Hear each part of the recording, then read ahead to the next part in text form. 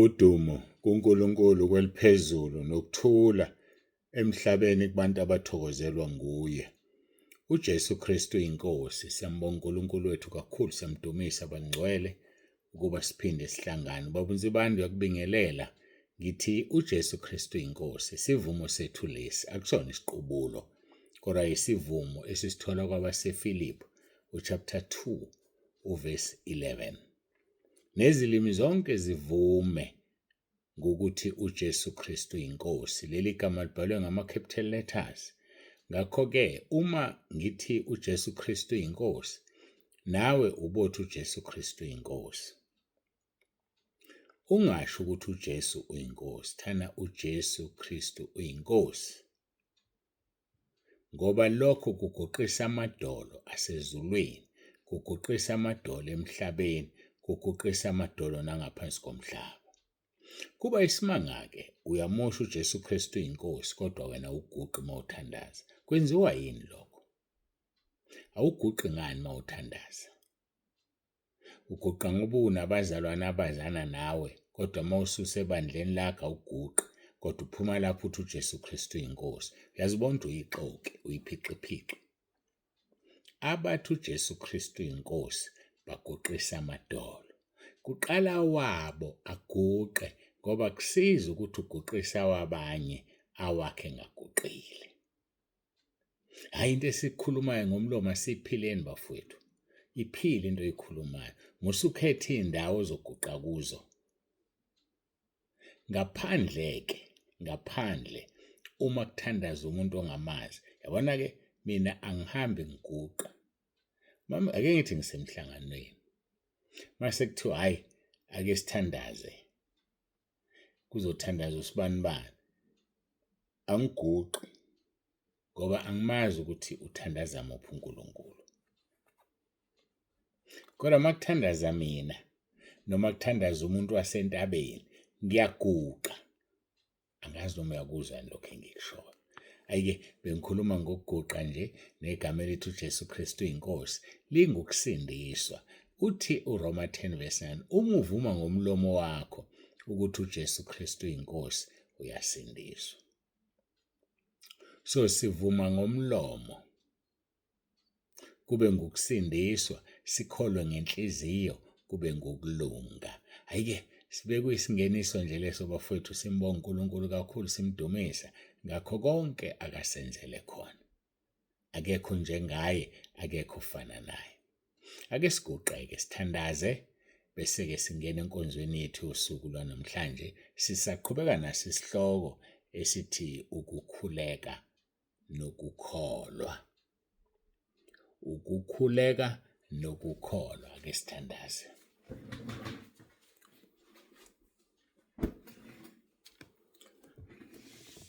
Babolungileyo, babongcwele, uNkulunkulu wami onomusa, siyazithoba phambi kobuso bakho.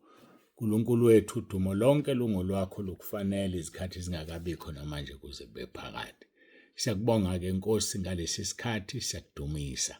Ngiyacela ukuthi ube kanye nathi namhlanje kule nkonzo, usiphe ukudla kosuku komphefumulo. Siyakubonga ngakho konke osenzele khona. Siyakuthola ukudla kwenyama, zonke izinsuku uyasondla. Sicela-ke Nkosi nokudla komphefumulo, nakho sikuthola zonke izinsuku uyasondla. Namhlanje-ke sondle Nkosi emphefumulweni wethu, usasondlile enyameni. Udumo lonke lungolwakho, uJesu Kristu inkosi. uJesu Kristu inkosi. uJesu Kristu inkosi. Amen.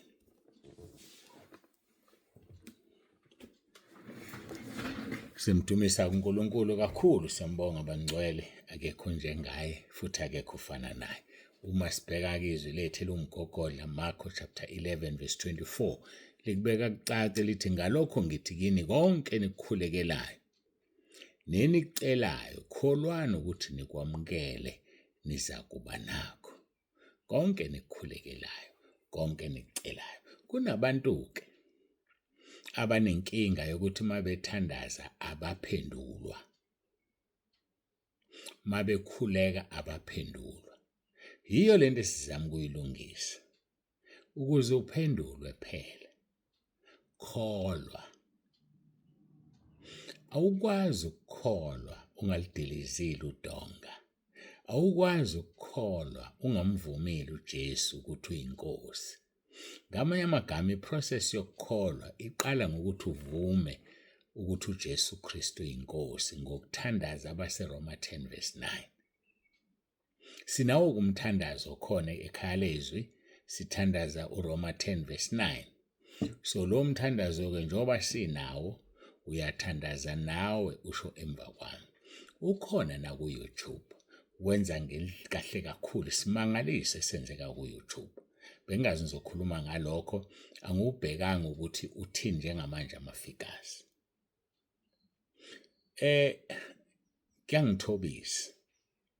Kuyangithobisa ukubuka abantu asebewuthandazile lo mkhuleko ku YouTube. Baningi endlela emangalisayo. Mangaphazami babheke ku 40,000 if bengeqile ku 40,000 eminyakeni ngithi emithathu. Kuyangithobisa ngoba laba bantu bawumqhele wami ezulwini. Laba bantu abavuma uJesu, abanye babo sebethule, abanye babo sebegodukile, abanye babo bangenile ezulwini, angibazi mina. Ubuhle bokukhuleka izwi. Ungakhuleki noma yini, khuleka izwi ngoba izwi liwulizwi. So baningi abantu abamukelile uJesu ku YouTube.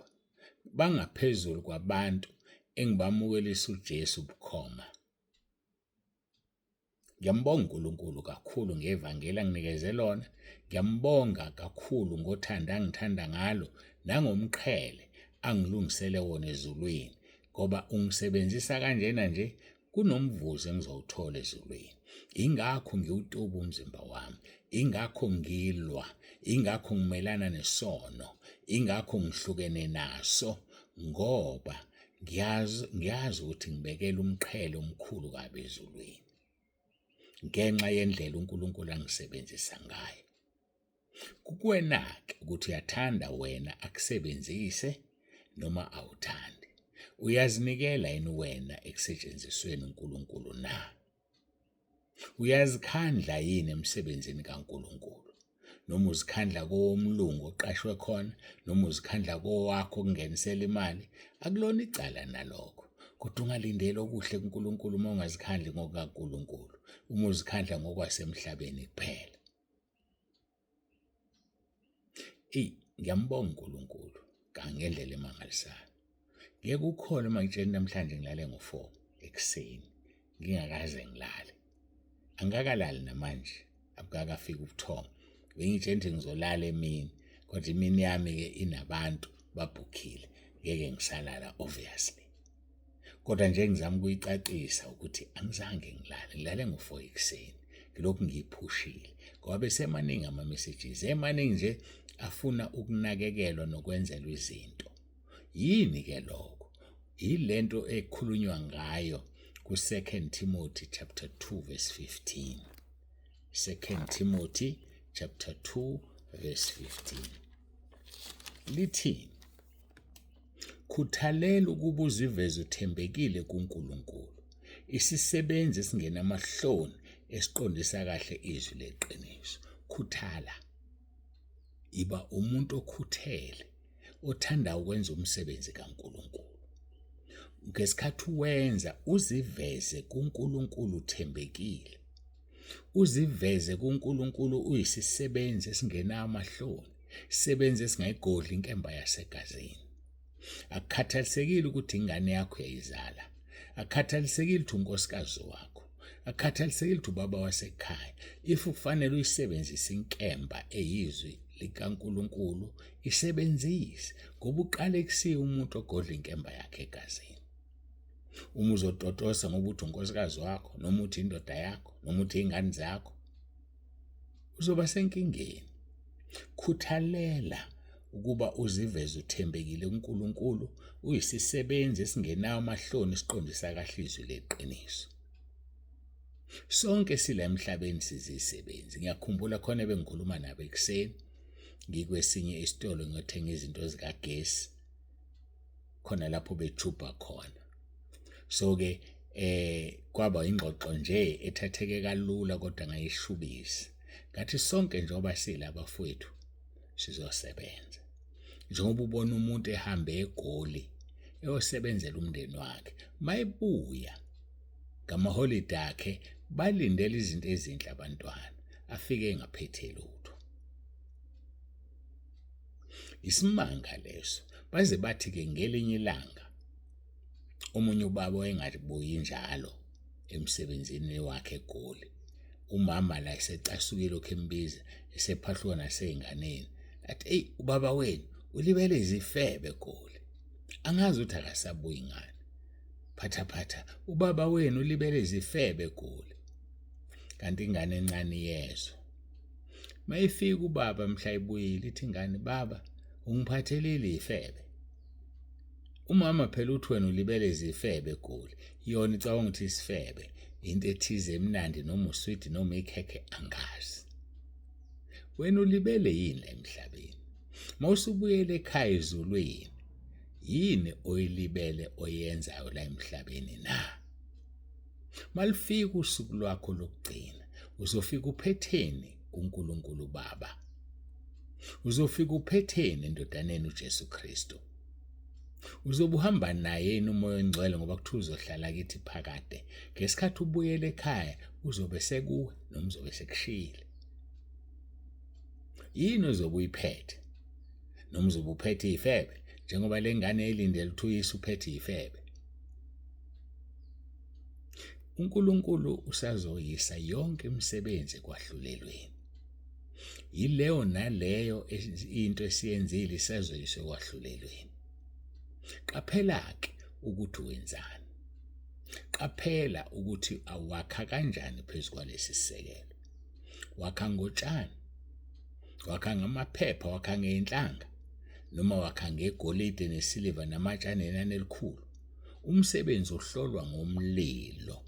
Uma usha umsebenzi kulesi sisekelo, nomnikazi wawo uzobonakala ukuthi uphuma emlilweni. Bafowethu, isikhathi asisekho. Asisebenzeni kusesemini. Nawe at your capacity kulelo zinga okulona hamba uyosebenza. Uyafakaza ngoJesu. Uyafakaza emgwaqeni ngoJesu, eTexini, ebhasini, enhlanganweni yomgwaqo, open air. Uyahamba emakhaya, home cells. Uyahamba emakhaya, home cells. Ake ngikhulume nabafundisi basentabeni. Sikhulumile sinomhlangano la. Seniqalile ukwenza ama home cells komakhelwane benu, okomakhelwana bebandla. Ngiyabuza, seniqalile ukwenza ama home cells.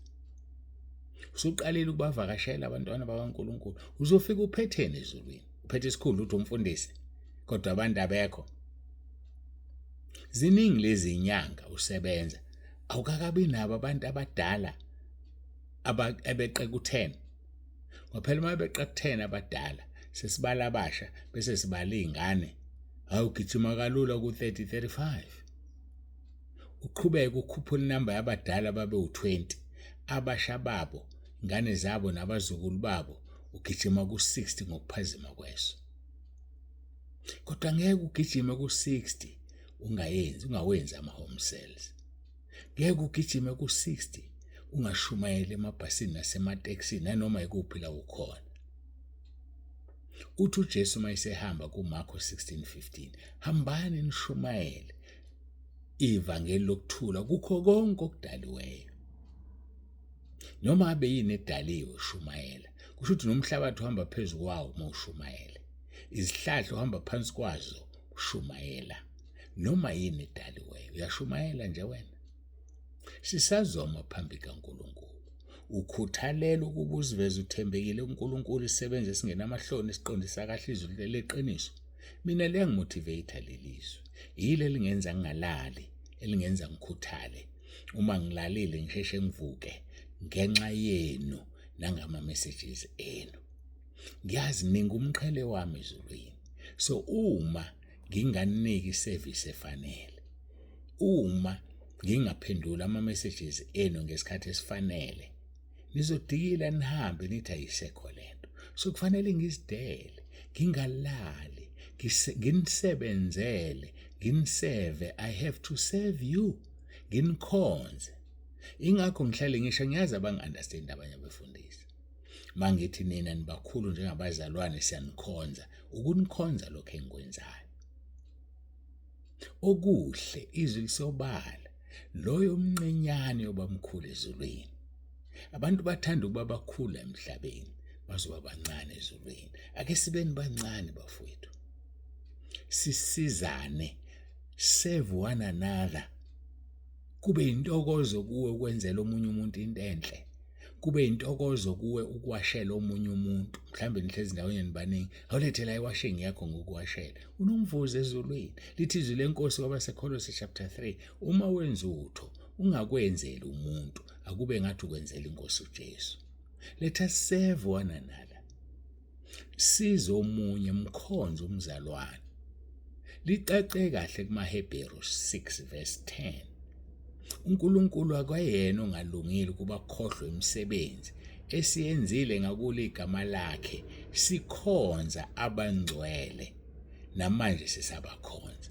Uyabakhonza nina abangcwele? Do you serve the holy?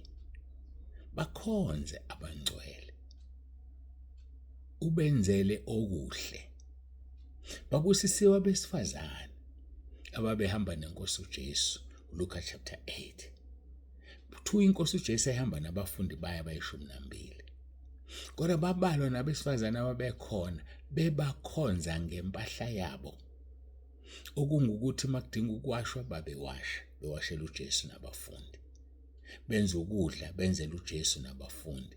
Wherever uJesu yakhona, they were there. Bemkhonza, babusisiwe. Nathi ake simkhonzeni uJesu wethu. Let us serve him with dignity and diligence.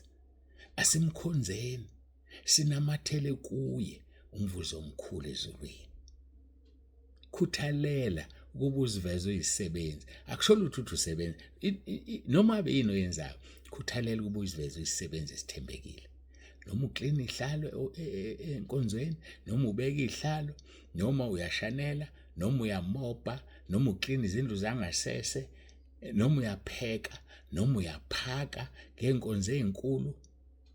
Kodwa kwenzela udumo lukaNkulunkulu, ngoba umqhele wakhe ezulwini. Namba abantu bethatha imqhele ngapha nangapha kuwe, uhlaleleni wena? Ulinda ukuthunywa, ulunda ukutshelwa. Yini ungazi avail wena? Why don't you avail yourself? Uye kwabe committee uthi kukhona enikudingayo. Ngiyazi angikho ekommitini, but ngicela ukunisiza. Uye kuleli committee kukhona enikudingayo. Ngiyazi ngidinga usizo, ngicela ukunisiza. Avail yourself. Ziveze. Khuthalela ukuba uziveze uthembekile. Avail yourself, an honest servant. Ube honest, trustworthy. Ziveze uthembekile kuNkulunkulu, uzothembeka nakubantu. Siyambonga kuNkulunkulu kakhulu ngale nkonzo. Ngiyambonga bengayilindele izoya lapha, isiyile kanti thina sikhuluma ngokukhuleka nokukholwa. Abantu abakhulekayo abakwazi ukuzi-availa, ukuziveza. Abantu abakhulekayo benokukholwa, abakwazi ukukhuthala. Ngeke ukhuthalele into ongakholelwa kuyona. So akumangalisa amavili engake esontweni, engake endlini zokukhonza, ngoba abantu abakholelwa kulento abayiyele enkonzweni, abakholelwa enkosini uJesu, kodwa bebethi bangamakholwa. Uyikholo elinjani elingazinikeli? Uyikholo elinjani elingasebenzi? Uyikholo elinjani eliphusha imali kuphela? Ngoba nakho nemali wena, phushana nemali. Ngale kwemali yini enye oyenzayo ebandleni? Yini enye oyenzayo? Uyabakhonza abangcwele? Uyabakhonza abantu abadala? Yazi ukuthi banomqhele omkhulu kabo Asha.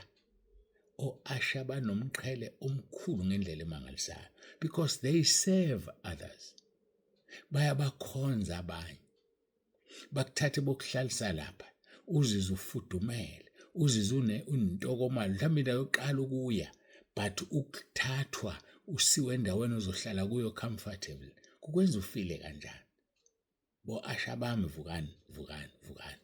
Inkulu inkonzo eniyenzayo ningayithathi kancane. Neubuso bebandla.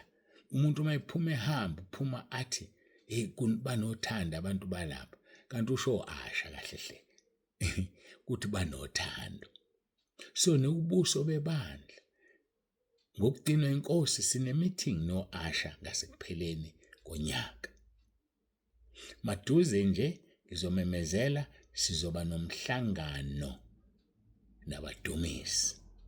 Abadumisi sizoba nomhlangano. Befundisi abadumisi bakho sazoyithola iningwane asisho ukuletha bonke abedumisi kodwa futhi mhlambe bonke singisesemkhulekweni ngaleyo kodwa soba ne meeting yabadumisi very soon bese kuthi ke ngicabanga ukuthi kuzoba ngo-October bese kuthi ke ngoDecember mhlambe ngasekuqaleni bese siba neo Asha. Ngicela noma ubani onosizo onolwazi oluthize le-ushering afike akwazi ukusinikeza amathiphu lapha nalapha. Siyambonga uNkulunkulu wethu kakhulu, siyamdumisa esifike emaphethelweni enkonzo. Siyambonga uNkulunkulu. Thembeka ke emsebenzini wakho. Khuthala uzothola umqhele. Ngisho noma bekuthiwa usebenzela iboss yakho, noma bekuthiwa uyaklina e-office layo, kwenze ngokwethembeka nangokukhuthala umvuzo wakho omkhulu ezulwini. Kakhulu kangakanani mawenzela abangcwele. Kakhulu kangakanani mawenza endlini yokukhonza. Kakhulu kangakanani. Hayi bafowethu ake sisebenzeni kusesemini. Bengingajabula bonke abantu basekhaya lezwi, bonke abantu basentabeni endlu kaJehova kuyabonelelwa. Masifike ekhaya ezulwini sonke sithola imqhele ngoba sithembekile kukhona okuthizo kwenzile wathola umqhele. Ungafiki nje uhamba nekhanda lempumpununu ezulwini uyehla enyuka uhlangana nabantu abanemqhele wena awunawo. Hayi kahleni bafowethu. Kahleni ake silwele ukuthola imqhele. Yebo silwele ukungena ezulwini but above ukungena ezulwini usungena bese uyavathazela nje. Hawu nekhanda nje lilula alinalutho phezulu. Umqhela ukho. Hayi bafowethu. Siyambonga uNkulunkulu namhlanje nginishiya naleyo challenge. Ake sisebenzeleni imqhele. Kuze usebenzele umqhele indaba iqale ekungcweleni. Ngoba ngeke uthole umqhele ungengcwele. Ngoba ungengcwele awuzongena nokungena ezulwini. Siyambonga uNkulunkulu masiguqe sithandaze sinikele inkonzo yethu kuye. Udumo lonke lungolwakhe lumfanele uJesu Kristu inkosi.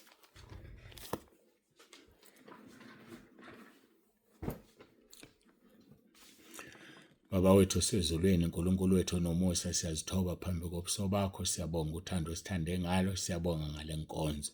Basizeke abantwana bakho, bakhuthalele ukuziveza bathembekile, beyizisebenzi eziqondisa kahle izwi leqiniso. Siyabonga uNkulunkulu nomusa, siyakudumisa. UnguNkulunkulu ezulwini, uNkulunkulu emhlabeni. Thatha udumo nangalesi sikhathi. Sinikele ukuphila kwethu kuwe. Sithi unguNkulunkulu oqonda izimo zonke. Sibeka nohambo osinikeze lona Nkosi lwakusasa nenkonzo yakhona nakho konke Nkosi, sikhulekela ukuphepha, sikhulekela inkonzo. Iba nathi Nkosi, usifihle edwaleni linguwe.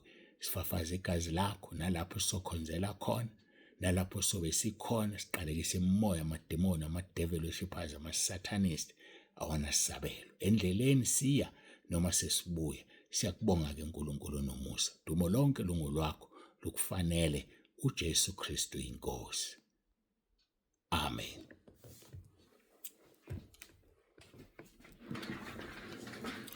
Siyambonga kakhulu uNkulunkulu bangcwele, siyamdumisa ngendlela emangalisayo.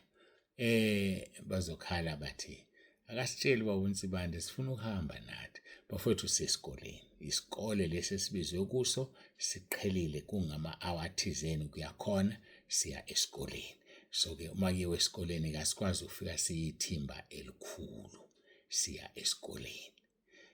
Nisithwale ke ngomkhuleko, uNkulunkulu abenana nigcine. Seniyobona ngenkonzo ukuthi lesi sikole sikuphi, inkonzo nesihloko sayo nobona ngayo. Ngikholelwa ukuthi ke kule ngosi uNkulunkulu esigcina siyobonana ngomsombuluko ngoba uNkulunkulu esigcina ngoba inkonzo yakusasa esikoleni sosebenzisa yona ibe inkonzo yosuku.